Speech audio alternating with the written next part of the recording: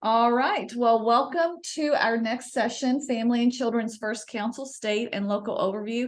And we are absolutely delighted to have the director, I'm going to say the Ohio State, the director for the governor's children's initiative, Ohio Family and Children's First. It is an office that is, I think probably, I haven't really confirmed this with Director Cangelosi, but it's probably somewhat unique to Ohio.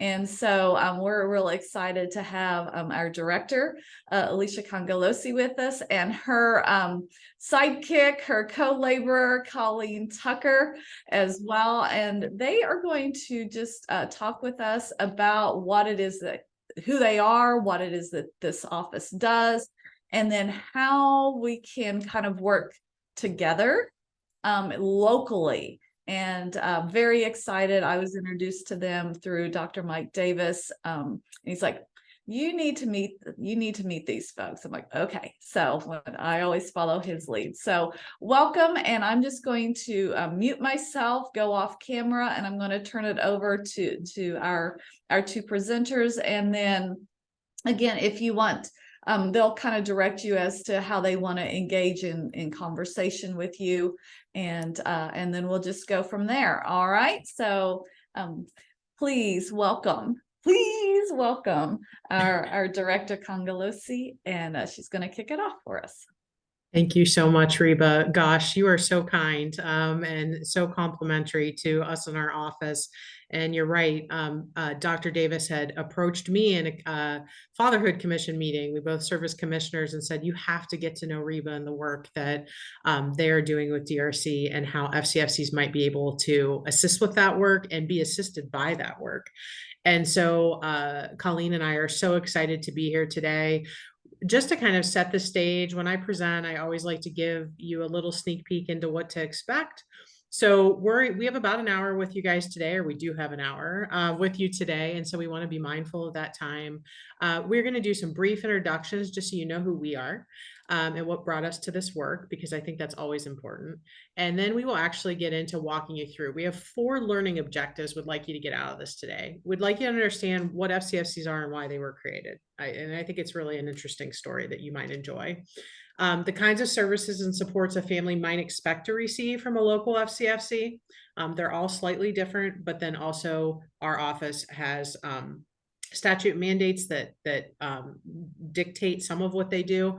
How to contact the state and local office, right? So I think that's one of the most important things in the whole world for professionals and families and loved ones is, how do you find us?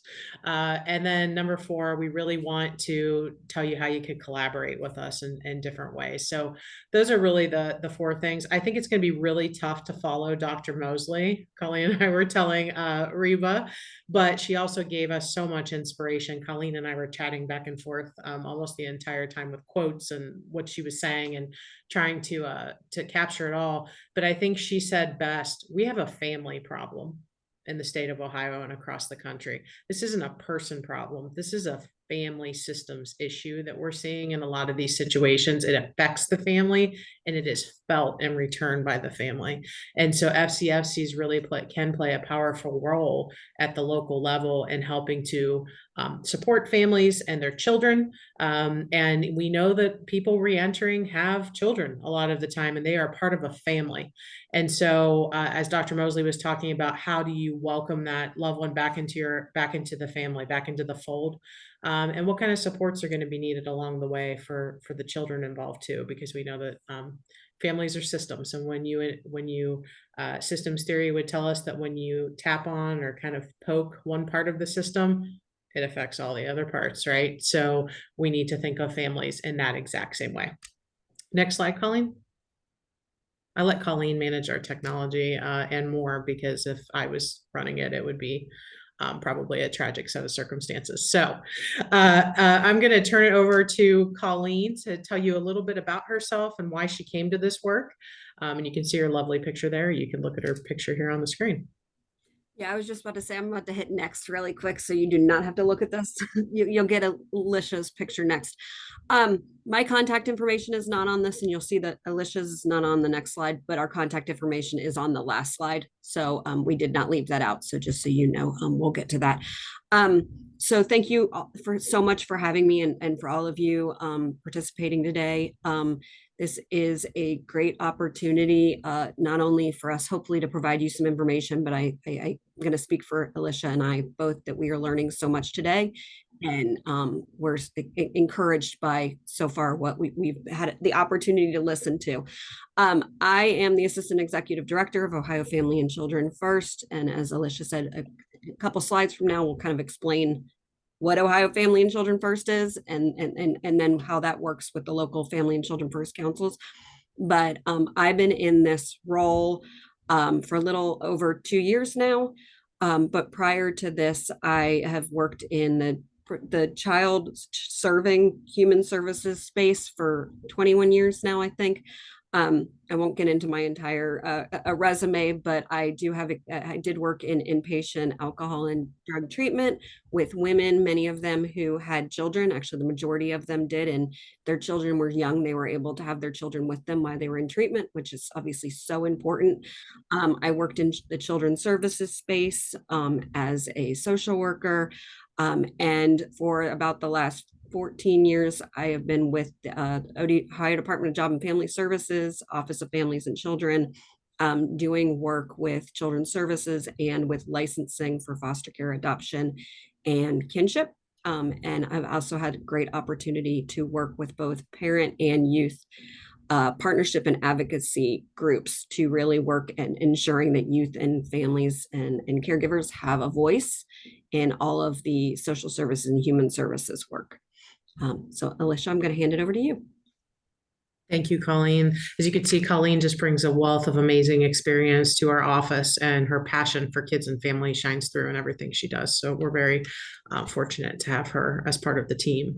I will also to spare you my entire resume. I think we gave bios to Reba, so I'm sure if anybody was interested in all the details, we can get that to you. But I've been in this role a little over 2 years. Colleen and I both kind of came into this office at the same time, more or less. And it's been an amazing journey for the last 2 years to watch the FCFCs do their thing and do this work with families. I come with about 25 years, almost 26 now, of experience. I started very young in the field in clinical work. I am a licensed clinician, but have almost now done as many years in private sector and clinical work as I have in government.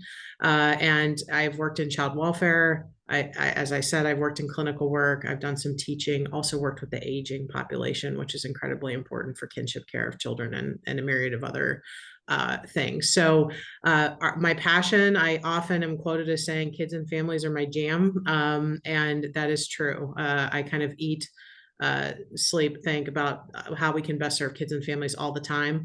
And I know that our local Family and Children First councils do the same. So I'm really excited to be talking with you today. Next slide. So I believe this is still me, Colleen. So I will kick us off and we will just kind of get started. I do not expect that you are going to be riveted by every single piece of information we present today. So we'll kind of highlight things. I always call it, if you remember nothing else from this presentation, remember this. So anytime there's one of those items, we'll try to call those out to you. But I do think it's important to kind of tell you where we started, like I said, in the learning objectives. So Ohio Family and Children First is at the state level and at the local level through the local Family and Children First councils, a very unique thing, like Reba was talking about. And we were created, we were codified in 1993 as a way to bring all of the cabinet level agencies. So these are the governor's directors who either do direct child work or have influence on or by work with kids. So for example, DRC is one of those cabinet agencies. And you might think, well, that's mostly for adults. Well, it is, but as we talked about adults are part of families, and families have children. And so that is how, some of those cabinet level agencies that we'll get into here in a moment, we have a slide on that Colleen will talk about, came to be. So it's been about 30 years, and the state office and the local entities were established basically because we knew child well-being was suffering in the state and needed to be supported. And it is meant to streamline services for kids and families, for kids that have multi-system needs. And that is really the heart and soul of everything we do. As you all know on this presentation today, when you are an adult with or without children, honestly, or an adult with children in need of services, there are so many things that are competing for your attention. And as we talked about when we first started about how do you find us, that's often one of the biggest complaints we hear, and something we're working on is, man, you have all of these resources to offer our family, but we didn't know how to find you. And so that's something that our office and our local FCFCs are really working on improving. But you have all of these competing demands coming at you when you have multi-system needs. And there was nobody to kind of be that coordinator of all of those things, and to even know where to start and then manage kind of that menu of services and supports that a family needed. So that's what we were created to do. And we have some core mandates that we follow that we'll get into, but if that's one of those, if you remember nothing else about what it is we do, we are that coordinator, we are that convener, and we are that entity that should be helping to locate the gaps at the local level and at the state level that help contribute to child well-being and family well-being. So as you can see here, Colleen, flip to the next slide. And this is just kind of taken as a quote, but you can see here, it's to help families seeking government services by streamlining, coordinating existing services for families seeking assistance for their children. And that is what our statute continues to say to this day, 30 years later. That is still what we are here to do. And we're proud to be able to do that in the state of Ohio.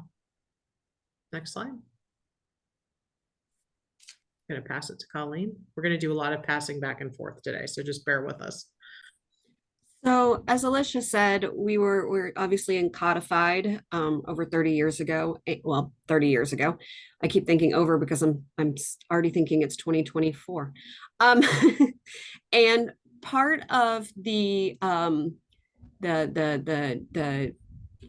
forward thinking that was happening back in the 1990s was a recognition that no one local system or no one state system could meet all of the needs of our youth.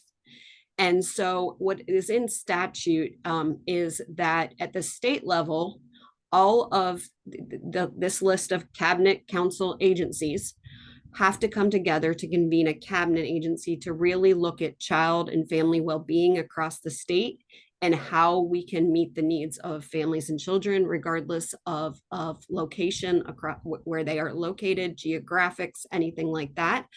And one thing I want to highlight here, because a lot of people kind of pick it up when they read this, is they say, oh, aging and rehabilitation and corrections are also part of your council. I mean, some of them are expected, youth services, developmental disabilities, job and family services.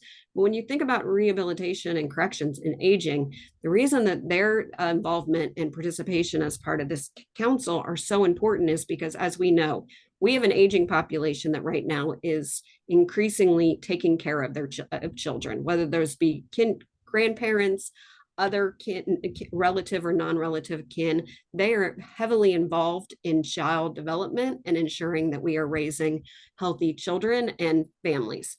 And then rehabilitation and correction, as Elisha said at the very beginning, we know that we have many individuals who are in DRC or involved with rehabilitation and correction that are parents. They may not be at the time custodial parents, but they are still very much connected to their youth.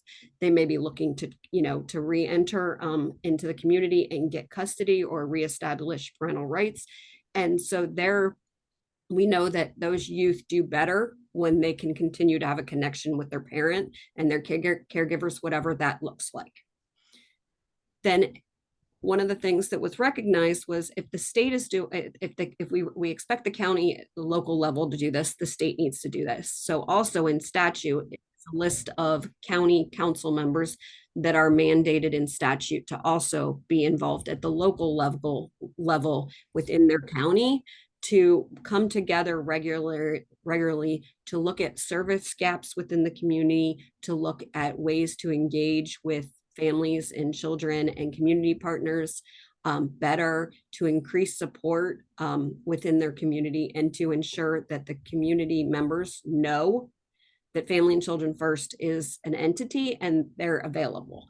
And so I'm not going to read all of this to you, but I want to highlight that not only is it professionals that are mandated, but we also require that at least 3 parents that are not employed by one of these agencies are also on the council, because we know that family voice is so important. We also require, as you'll see, that one second to last bullet is nonprofit agency. So it's not just public entities, it's also those local community nonprofits that really, that public-private partnership, as we know, if it's done well, really can meet the needs of community members.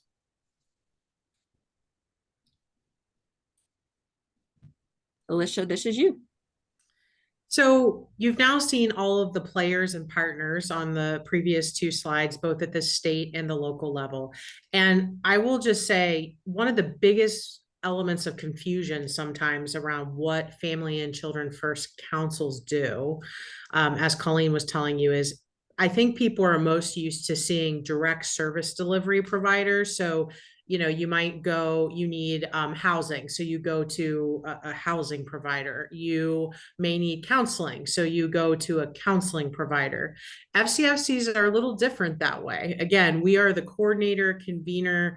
We are the, we're going to get into this, but the capacity building entity, or should be at the local and state levels, to really bring all of those direct service providers and systems together, like Colleen was talking about. So I always like to call that out, because a lot of times we'll get that question. We'll say, well, what direct service are you providing? Well, again, we are working with all of those direct service providers, but to coordinate care for families and children. So just going to keep kind of reiterating that, because we know that and we talk about it literally all day, every day, but I know it's kind of a different way of looking at things for a lot of folks that aren't used to hearing about us. And I know I can't see the attendee list anymore, but our at least one FCFC director on the line is very familiar with this, but hopefully others are too. And if not, you're learning here today. So let's get into the core functions and responsibilities. Now that you've seen who we are and who we represent, well, what do we do? And so we have this triangle that somebody built many years ago, long before Colleen and I were in our roles, and they were wise people. And they really, you'll notice the outside of the triangle is in like a bluish purple. I think it's blue, actually. Depending on your screen, it might look a little purple. But then in the middle, you see a red triangle. And I'm going to tell you why here in a minute. But let's kind of start at the top with engaging, empowering families. So we know, and many presenters already today, and I'm sure into the sessions tomorrow, are talking about, I know I heard Ronnie talking about it earlier, is about the importance of engaging with the family system. Again, as Dr. Mosley said, that we have a family issue. It's not about putting all the responsibility on one individual necessarily. It's about that person existing in their community and within family, which I know is what this conference is all about. And so FCFCs, when they are functioning at their highest level, are extremely adept at engaging and empowering families. Colleen talked about having parent representatives on the council, but that's really only a small part of the voice of the family that should be happening. Many of our FCFCs, our Family and Children First councils at the local level, are participating in what we call service coordination. And many are participating in what we call high fidelity wraparound, which you may have heard of. If it's an evidence-based model, and it puts family and child voice at the center of everything we do. So again, these FCFCs are the experts at how to engage and empower families in that way, and to make sure that their voice is rising up to be just as important, and more important even than the professionals around the table. Having done this for 25 years and been a service coordinator, overseeing service coordinators, and just now had the good fortune of working with these amazing service coordinators. You can watch as they're running meetings. It looks very different than other meetings that you might be in, because it really is that driving force of the family, driving that care plan, driving their goals, driving what they want to see happen. It's not about us. It's not about us. It's about them. And so how do we continue to reflect that in everything that we do? So that's number one. And it's really critical to everything we do. Building community capacity is next. And I think when I talk to local FCFCs, this is one area where we've done really well in some situations, and in other ways, we recognize that we have more to do here. And that is one of the things councils are supposed to come together to do, is say, okay, we have families in our community that need X. We have this much capacity to meet that. We also have families in our community that need Y. And oh boy, we might not have the capacity to be able to do that. And so really, because of all those key partners around the table, as Colleen said, the public-private partnership, there should be creative solutioning going on around that table to make sure that that community capacity is being expanded, and really putting that locus of control at the local level for what the local entity feels that they need for their kids and families. As many of you on the phone know, I know we have Stacy Thacker here, and you know, she knows that her needs in her part of the state are different than the needs in Franklin County, and different than the needs in Brown County. And it really is that local level of understanding and expertise that we need to lean on in that building community capacity space.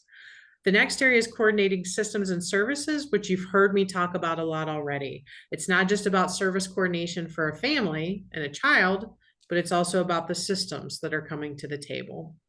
And then the last thing I will talk about is that red triangle, the mini triangle in the middle, and that's shared accountability. And the reason why it's red is somebody much wiser than me many years ago who created this said that unless you have all of the outside mini triangles working together at full efficiency, you will never truly get to shared accountability in the middle of this triangle.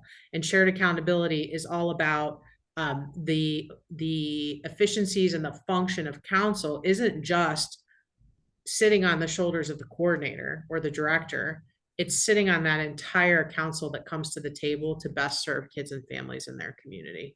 And so in the truest sense of the word, the council itself really is modeling the way we want everything to run, both at the state and local level, and for families and kids. Next slide. All right, back to Colleen. So we've now talked about council and all of the, both at the state level and the local level, all the entities that are involved in council. And as Elisha talked about, she talked about all of the responsibilities within that triangle. So the next question a lot of times we get is, okay, but how does this directly impact individual families? So as she mentioned, our councils provide either service coordination, or some of them provide high fidelity wraparound and some combination, which is individualized planning with specific families. And so what families are eligible for this type of coordination and facilitation? It's any family that, and we use the broad term of family, so I'll kind of explain that. Any family where they have at least one youth that is between the ages of 0 to 21, that or many youth within the family have multi-system needs. And that doesn't necessarily mean that they're linked to multi-systems. It just means that there's identified needs. And to give you an example, this would be, for example, if a youth has an IEP, and so it's involved with the school, enrolled in school, is on an IEP, an individual education plan, and also it's identified that, for example, they have a mental health need. They need to be linked with counseling. Or a youth is involved with counseling, and then there's a situation, and then they come to the attention of the juvenile court, and now are involved with juvenile court, and they're trying to figure out diversion or any kind of needs of that youth and that family. So multi-system we use very, very broadly to just mean that that youth has needs in at least 2 systems or more. Many of our youth, it's a lot more than 2.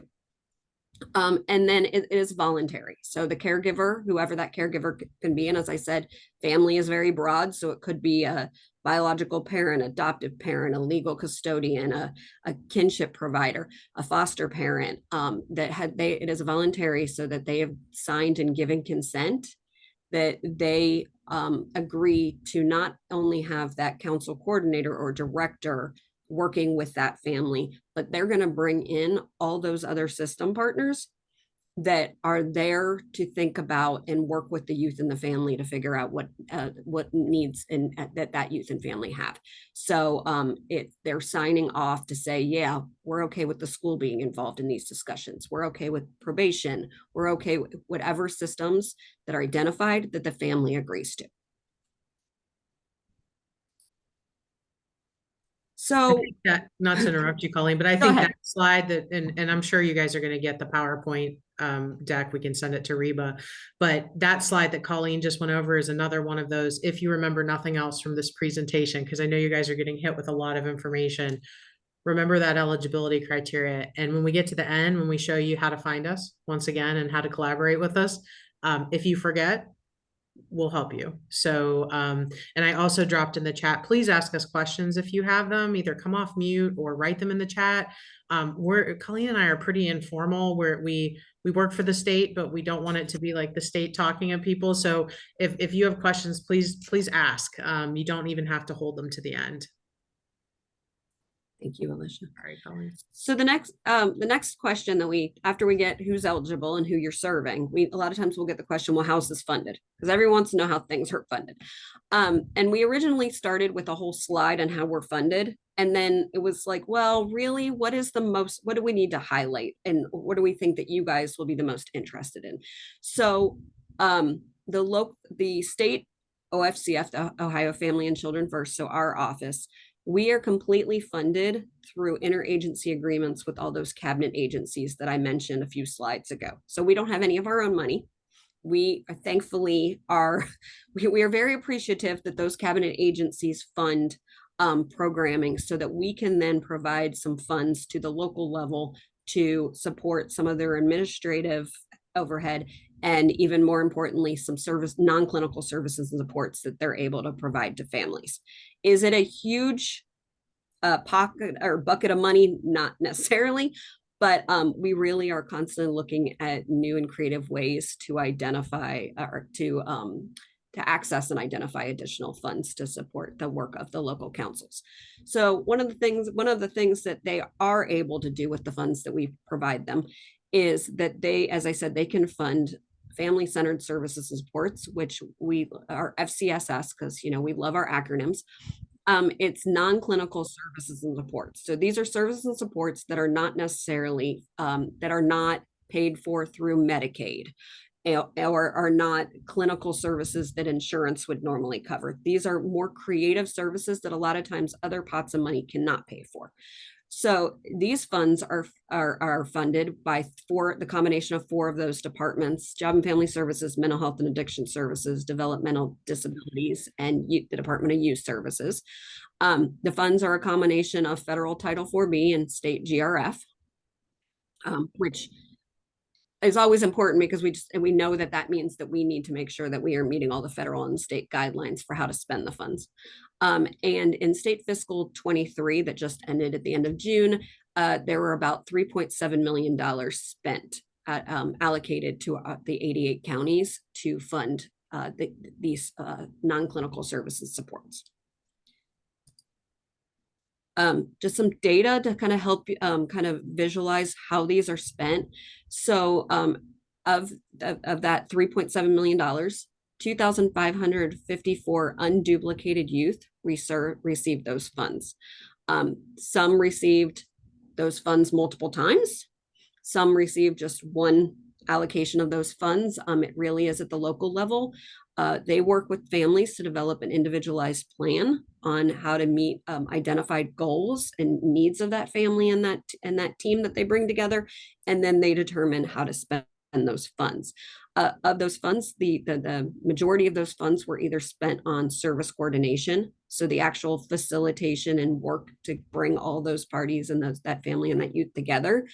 to meet their needs. Social recreational activities, which can be things like camps or other activities that help the family and the youth's well-being. Respite, and then mentoring services for the youth. I didn't put the breakdown of all the youth that were served, all of those 2,554, but as you can see here, 40% of those, a little over 2,500, were youth between the ages of 14 to 18. 29% of those youth were youth 10 to 13. So of the 2,500 plus, 60, almost 70% of those were youth between the ages of 10 to 18. And then all of our families are referred. They can self-refer or they can be referred by another partner within the community. The majority of the referrals that those FCFCs received saying that the family was in need of service coordination or high fidelity wraparound came from either the local Department of Developmental Disabilities or from mental health providers.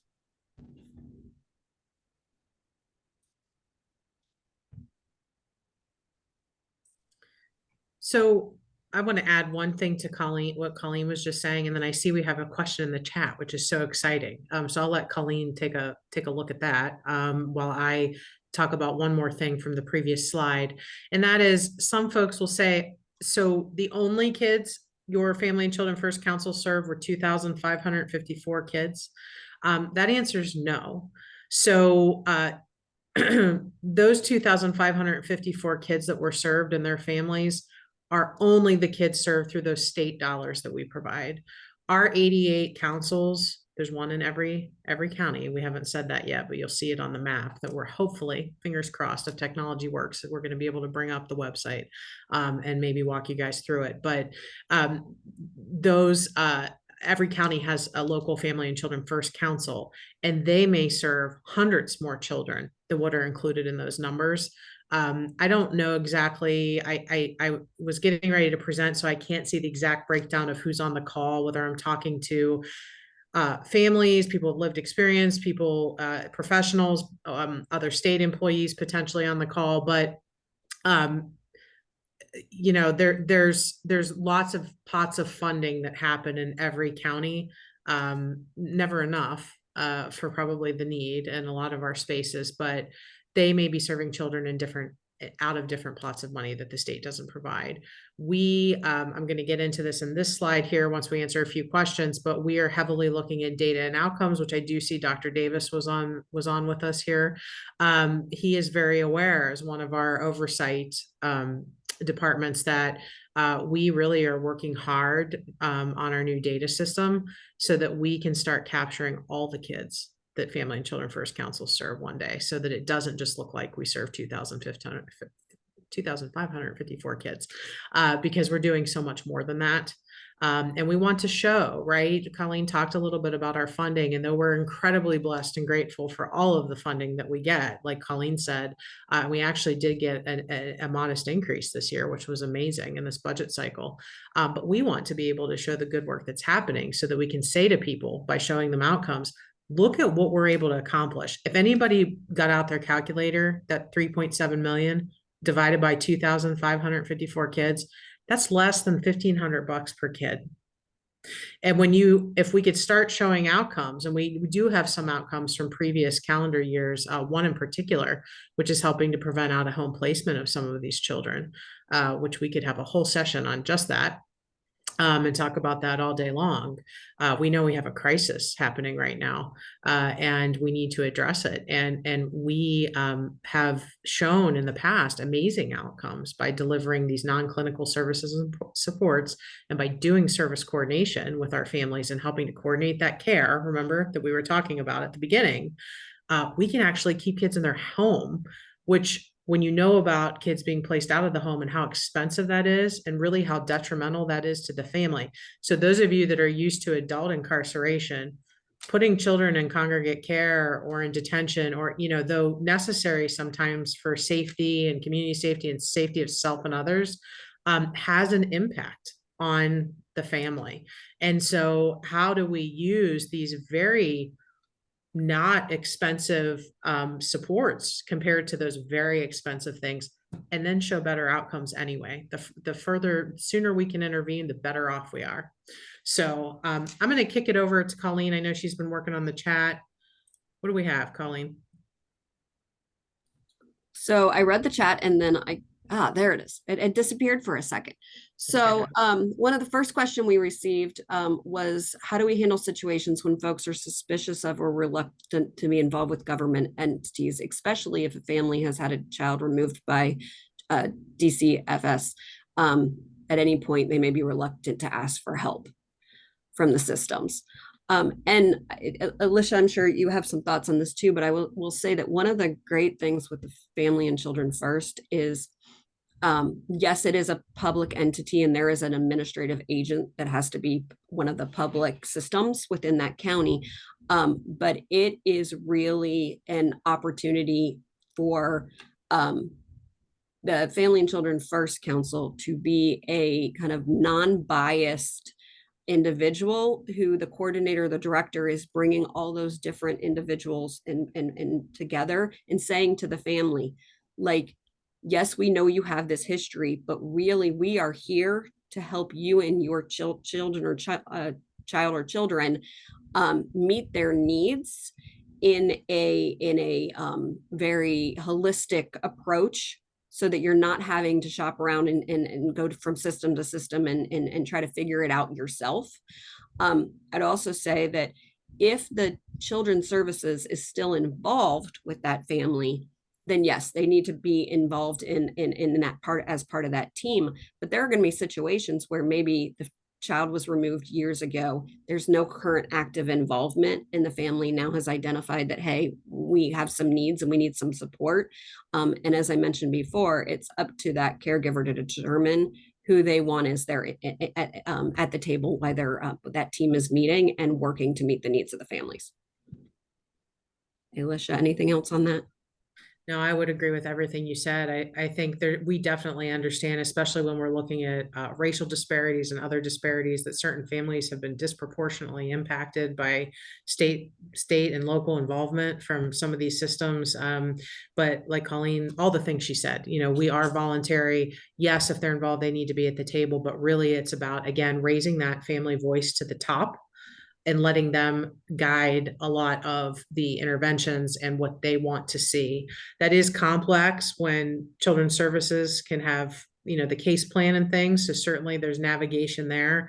But again, and I'm going to get into this a little bit here in this next slide. So it might kind of get your wheels turning, the person that asked this question too. But we really, as we were saying, want to try to move our work upstream. The governor has been very clear, and quite frankly, the data shows across the nation that the sooner we can intervene, the better. And so the hope would be, if we can get in and intervene with an FCFC before the family ever gets to that point, or if they have been able to come out of that system, how do we keep them from going back? Or if they're in the system, how do we keep them from going even deeper into the system and try to bring them back towards that upstream involvement? So that's where the FCFCs can be extremely powerful and extremely helpful. Thank you. And then one last piece I'll mention to that is that one of the things that we do, we currently have available, as well as we're working on in future, is identifying a parent advocacy, parent partner entity organizations. Currently, we have through NAMI Ohio Parent Advocate Connection. The goal would be that any family that's interested in having a parent advocate partner with them, to walk with them as they're starting to be involved with these systems and get the support from the FCFC, would have that individual with lived experience that can help them and support and kind of say, I might not have lived your exact situation, but I do have lived experience and I'm here to be a champion and a cheerleader for you. The other question we received is, could a local reentry coalition serve as a referral group? And the answer is definitely. I couldn't find my mute. We would actually love to see that. And I know, again, we have at least, I can't see the whole list, but we had at least one FCFC, Family and Children First Council, on the line with us. And I know that they welcome referrals from lots of different referral sources. So though Colleen only highlighted the top 2 out of our data, they come from a myriad of places. There's also opportunity. I know we went through the slides pretty quick, but in statute that allows for a nonprofit or other entities to be a part of council if the council would decide that that's something they want, and want to permit at the local level. So we have partners that have become, I've had the good fortune of being able to drive to almost 40 local councils just to sit in their meetings recently. And it's just been amazing to watch some of the partners they have at the table and the way that they are able to get things done and to identify where the gaps are. And faith-based community and other providers that aren't part of the statute are often at the table. So I would say definitely yes, like Colleen said. Looks like a follow-up question about NAMI, Colleen. Yes, I was actually just responding to Sharon. Yes, so currently, yes, we through NAMI Ohio, any family that is involved with, well, I would say Family and Children First Council, but really it's pretty open to any family where their youth are involved in multiple systems.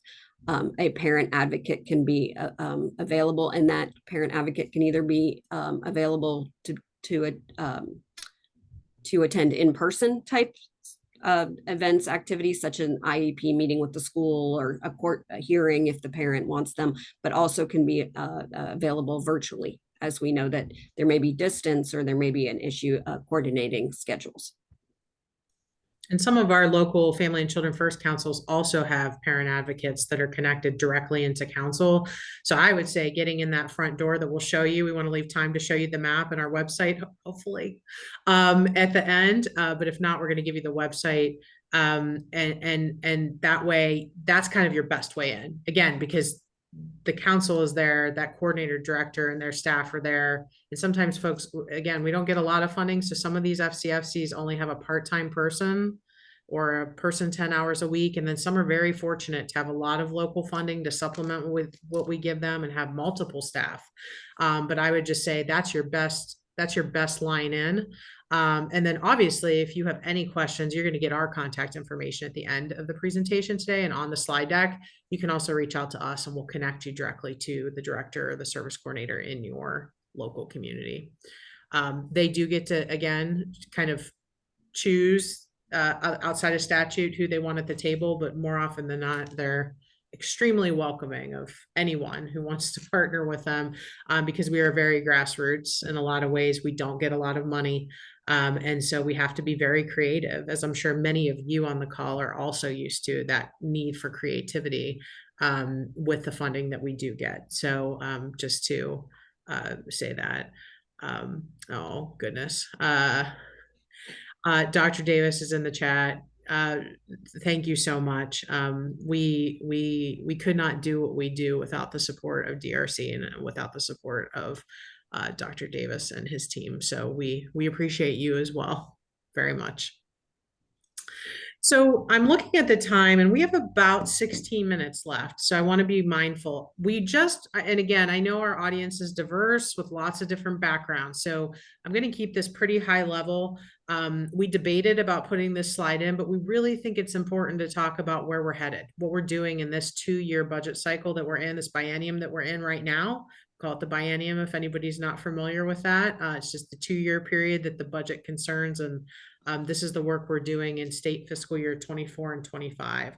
And this is why Colleen was confused about what month or year it was, because calendar years are different than state fiscal years. So, but this is what we're excited to work on. And I've already talked a little bit about it. We really, truly believe, and I don't think anyone on this call is going to disagree with me, that we have to tell the good story of the work that's being done and the needs of our children and families, not only by telling those stories, but by telling them through data and outcomes. Our legislature, our leadership, stakeholders out in the community, because we are so very dependent on them and really accountable to them as we should be. Whether it's our cabinet council that oversees our office, whether it's the local family and children first councils that have their officers and their administrative agents, and then quite frankly, all of the system partners around the table, families, caregivers, children, and taxpayers. We really need to show data and outcomes. And that's how we're going to tell our story. So for the last year, Colleen has been leading the effort with the rest of the OFCF team, as right there with her, as support through that entire process, have built a data system from scratch. And I say that because if you've ever stood up a data system, it is not an easy task. And we now have almost all 88 counties using that data system. And we came from a place where there was only about 6 using it. So in a year's time, we have gone to 82, and the rest of the counties still have to report all the data. And there's a whole reason why those 6 aren't in. It's not their fault. It's nothing they've done wrong. It's actually, they built their own systems, which is amazing. But we have to build an interface so that they can talk to our system, and that just takes some time. We've only been doing this for a year, but we're excited. We're able to really get into the data now. We can hit a button and run a dashboard. We can run reports. Local FCFCs can hit a button and run a report whenever they need it, and it can talk about the race, the gender, how many kids, what they got, who referred them, so that when you all are wondering, who are the referral sources, what do these kids need, we have that data at our fingertips to be able to start informing all of the work that we do here forward. And then what are the outcomes? We're not going to go crazy. We're not going to go from measuring 1 or 2 to 60, but we have some stakeholder groups coming up with our local family and children first councils and stakeholders to talk about what outcomes do we want to measure. And we have some specific ones, of course, that we all have in mind that are kind of top of mind. And then there may be some that we haven't thought about, that the cabinet or stakeholders or our local family and children first are going to want to measure. And so we're excited about that. Number 2 really should be number 1 because it's the most important thing on the whole list, and that's amplifying youth and family voice. We can't do this without families. Oh, and there's the warning sign. Sorry about that. I have it on mute, but apparently it rings anyway. So now everyone's can't hear. Sorry about that. Hopefully it doesn't do it again and it did. I have my phone on silent and my watch on silent, but it doesn't matter. It comes through anyway. That's yeah. You have to actually turn your phone off to not hear. Okay. All right. Sorry about that, guys. So a little bit of grace here needed for me as I figure that out. So, lost my train of thought here. So amplifying youth and family voice, that really is, as we've talked about, is the most important thing we do. And parents are a part of our statute and have to be a part, but children are not currently. And we want to do some concentrated work around what that would look like if children were to be, and now I always joke, we're not talking about bringing a 3-year-old to council meetings because they're too young. But it would be wonderful to have an 18-year-old who's had services from the Family and Children First Council have a voice in how we do all the things in that triangle that we talked about. And so we have a little bit of money set aside to incentivize councils to bring those folks to the table because we feel that their time is just as valuable as the professionals that we bring to the table. And so we're really excited about moving that work forward. Consistency of practice is really just about, we have 88 different councils, so kind of getting them up to and modernized to where we are, and then continuing down that road with being the service coordination experts. And then defining upstream work is a little bit what we already talked about. We have got to move the needle in the state of Ohio and in the country on intervening sooner with children before that family is in a state of crisis, where again, $1 spent upstream goes much further with better outcomes than $1 spent 15 years later. Once a child is older, the family is more in a state of crisis from all the things that go along with those challenges. We need to get ahead of it. We need to get to families before they ever start needing any of our services. So really, there's a new state department that's been formed, and I'm proud to say that our office moved Monday to the new Department of Children and Youth. So even though you can see and I'm sorry, they're backwards. We were having some Zoom technological issues, but you can see ODJFS's logo in our background, the Department of Job and Family Service. We actually are getting a new logo for the new department, which should be out soon. And we did move Monday. We're one of the first to go with Children's Trust Fund and the Fatherhood Commission, of which Dr. Davis and I both sit on. And we will be joining hands with all of the partners coming together in this new state department to focus on kids, everything from universal prevention all the way up through children's services. And so we're very excited to be able to focus on kids and families every day when we get up, as the governor says. So we're excited about that work. Next slide. All right, and this is Colleen. So we're going to cross our fingers here and show you how to find us. So really quickly before I get to the website, I did want to highlight one thing. I know Elisha talked about our data and our outcomes and how as we are continuing to expand our automated system, our customer relations management system that we call Oasis, we are building on that. The one data point that we could not bring today, but I'm excited that in the future we will have. The reason we couldn't bring it today is because we just built this a few months ago into the system. So we don't have a year, we don't even have 6 months worth of data or a year's worth.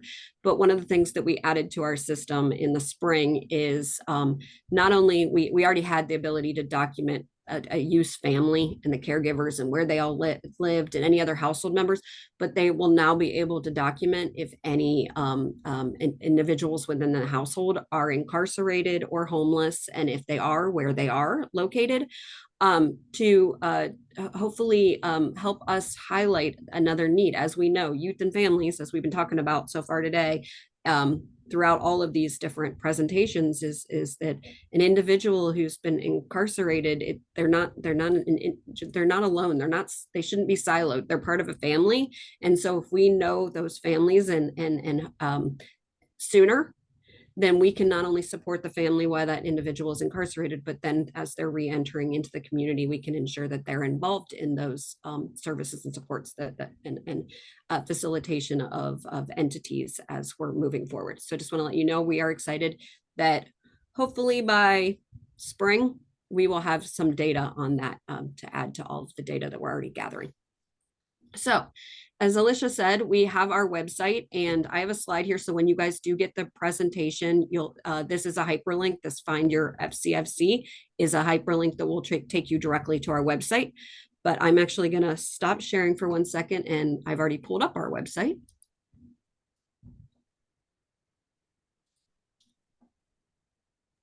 Colleen, while you're doing that, I'll handle the question in the chat. So we have someone in the chat, Miss Sage, that said she would love to engage. We would love to engage with you. So you'll see our contact information at the end here, and maybe we can connect after the presentation today. Please feel free to send us an email. And you'll see Colleen and I's individual emails plus a box that we have. It's a general mailbox that you can mail, but you could just send it directly to Colleen and I. And then we can get you connected to what you need and help you understand even more about what we do. And then I think it's pronounced Celine. I hope I'm not mispronouncing your name. Can your system interact with other state systems for state jumping parents? Because that's toxic to child development. So it sounds like what you're referencing are maybe families that move frequently, is how I'm interpreting your question.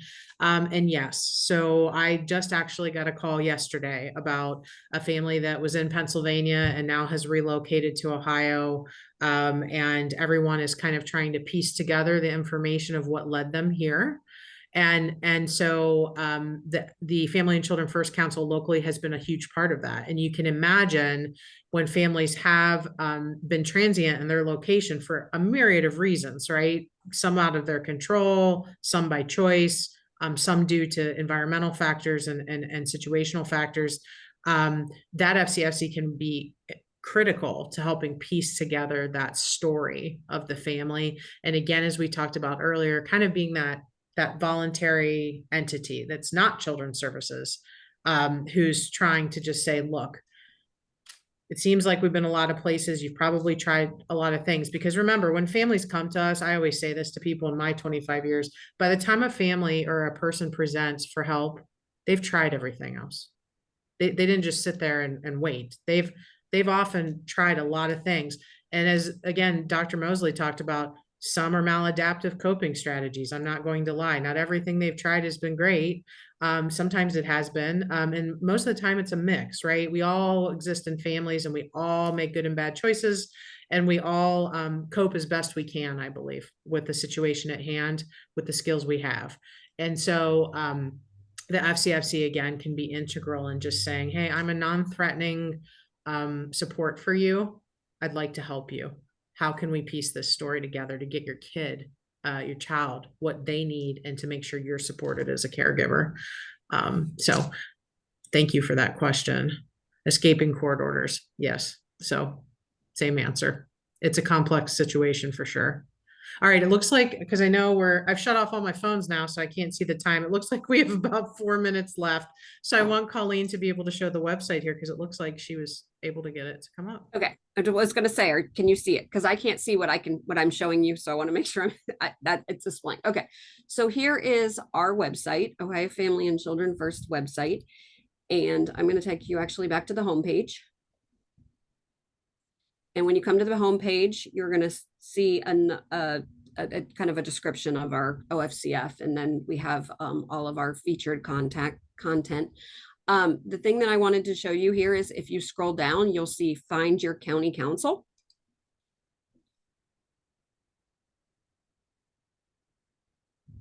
And it will think for this, because I'm presenting, of course, I promise it doesn't run this slow when I'm not presenting. And if you scroll down, you'll see this magnifying glass. And if you scroll down here, you'll see that we have little red kind of pointers on each county, but we also have a scroll bar here where you can scroll and you can then identify your county. If you click on it, and here I clicked on Auglaize County, it will give me not only their address, but their phone number. And if they do have their Family and Children First Council has a direct website, we've also included their website as well. So if you're looking for a local Family and Children First Council, you can definitely get a hold of them by going to this interactive map. Also, if you are either wanting to get a hold of Ohio Family and Children First, so the state office, or you need a local Family and Children First Council, but you're not really sure exactly what county that is, you can also reach out directly to us, and you can do that still from our website. You select Contact Us, and it will take you to a fillable form where you can email us and giving some contact information. Hot off the press, just happened earlier this week. We added the county dropdown because we did not have that before, and that sometimes caused us a little extra time to try to figure out what county, if someone needed to be directed directly to the back to the county. So now there's a county dropdown. This comes directly to our OFCF email address, which is on the last slide of the PowerPoint. It's also right here on the slide on the screen if you need to get it. If you lose the PowerPoint or like, I have no idea where I put that, ofcf@jfs.ohio.gov. Our email addresses will be changing with the new department, but the way that the system is developed, you can email this address and we will still get it. Our email addresses are masked behind the scenes. And so you can contact to get a hold of not only Elisha or I, but also anyone within our team, and then they can assist you. And they can also direct you to a county if your request from us is specific to, for example, we are really interested in getting connected to such and such county. Our reentry program would love to get involved. We can, you can get that on our map as well as we can assist you.